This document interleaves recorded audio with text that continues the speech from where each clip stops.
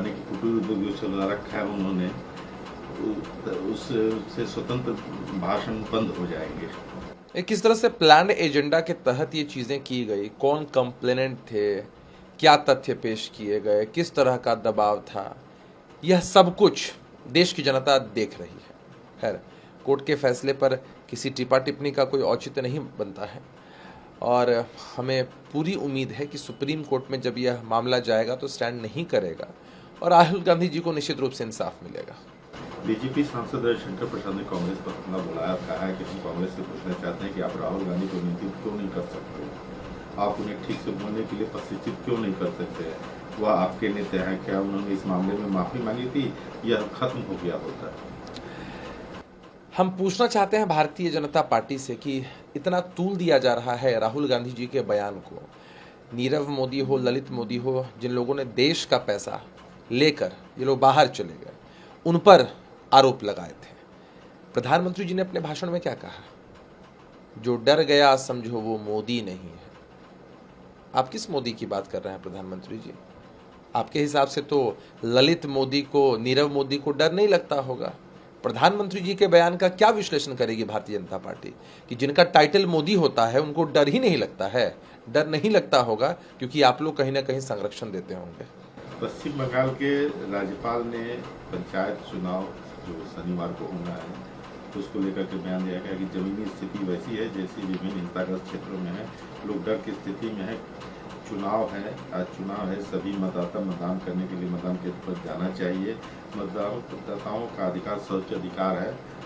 हाँ, मैं प्रचार कर रहा हूँ, अगर उन्हें ऐसा लगता है कि मैं इसे फिर से करूँगा, मैं यहाँ के लोगों के लिए आगे आया हूँ और उनके लोकतंत्र अधिकार के लिए प्रचार करता हूँ। देखिए, लोकतंत्र की एक मजबूत रीढ़ के रूप में चुनाव होते हैं। किसी भी स्तर के चुनाव हो, निष्पक्ष हो, बेहतर तरीके से हो, पारदर्शी तरीके से हो, ये हर सरकार की प्राथमिकता होनी चाहिए। पश्चिम बंगाल में हम लोगों ने पहले भी कई जगहों पर तनावपूर्ण स्थिति देखी। हमें पूरी उम्मीद है कि वहाँ की सरकार, वहाँ का प्रशासन पूरी मुस्तैदी के साथ इस चुनाव को कराएगा ताकि कहीं से भी ऐसी तस्वीरें सामने नहीं आए। सबके संवैधानिक अधिकार जो हैं वो सुरक्षित रहें, हर किसी को वोट देने का अधिकार प्राप्त हो। भ्रष्टाचार कांग्रेस की सबसे बड़ी विचारधारा है और छत्तीसगढ़ इसका एंटीनम बन गया है। प्रधानमंत्री ने यह हमला बोला, उन्होंने कहा ये कांग्रेस का पंजा है जो विकास के सामने एक बड़ा पंजा दीवार बनकर खड़ा हो गया है, आपसे आपका अधिकार छीन रहा है। इस पंजे ने तय कर लिया है कि वह छत्तीसगढ़ को लूटेंगे और बर्बाद करेंगे। किस हिसाब से ये लोग भ्रष्टाचार पर बोलते हैं? कैसी नैतिकता है इनकी? यही प्रधानमंत्री जी जब भाषण दे रहे थे कुछ दिनों पहले तो एक पार्टी का नाम ले रहे थे। ऐसे तो उन्होंने बहुत सारी पार्टियों का नाम लिया, लेकिन एनसीपी का नाम खास कर लिया। उनके भ्रष्ट नेताओं के विषय में कहा, 70,000 करोड़ के घोटाले के विषय में कहा, और जब मौका लगा तो उनका समावेश अपने साथ कर लिया, मंत्री बना दिया। इसका मतलब यही है ना कि जो आपकी नज़र में कल तक भ्रष्टाचारी थे, आज आप उनको मंत्री पद से नवाज देंगे। आपके साथ नहीं है तो भ्रष्टाचारी, और आपके साथ चले आए तो सदाचारी।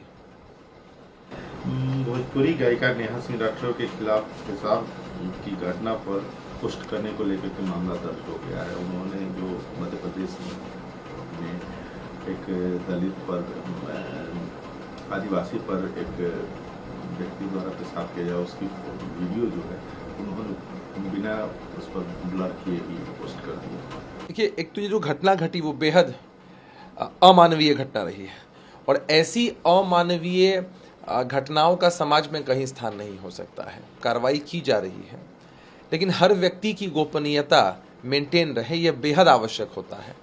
और सार्वजनिक जीवन में रहने वाले लोगों को इन गाइडलाइंस का तो पालन करना ही चाहिए। अब ऐसी परिस्थिति में क्या पोस्ट किया है उन्होंने, मैंने देखा तो नहीं है, लेकिन अगर कानून सम्मत कोई कार्रवाई की जा रही है तो उस पर किसी को क्या आपत्ति हो सकती है। पहलवानों द्वारा लगाए गए यौन उत्पीड़न के आरोप के मामले में रांची एवेन्यू कोर्ट ने आरोप पत्र पर संज्ञान लेते हुए सांसद ब्रिजभूषण शरण सिंह और विनोद तोमर को तलब किया है। अगली सुनवाई 18 तारीख को तय की है अदालत ने। भारतीय जनता पार्टी का तो चेहरा इस पूरे मसले पर उजागर हो ही गया। ये लोग बस दम भरते हैं कि हम देश के लोगों के लिए काम करते हैं, लेकिन देश की बेटियां जो पहलवान हैं, जिन लोगों ने देश का गौरव बढ़ाया है, देश का मान बढ़ाया है, किस तरह से लगातार प्रदर्शन करती रहीं, इनकी तरफ से तो कोई कार्रवाई की गई नहीं। कोर्ट का दरवाज़ा खटखटाया गया है।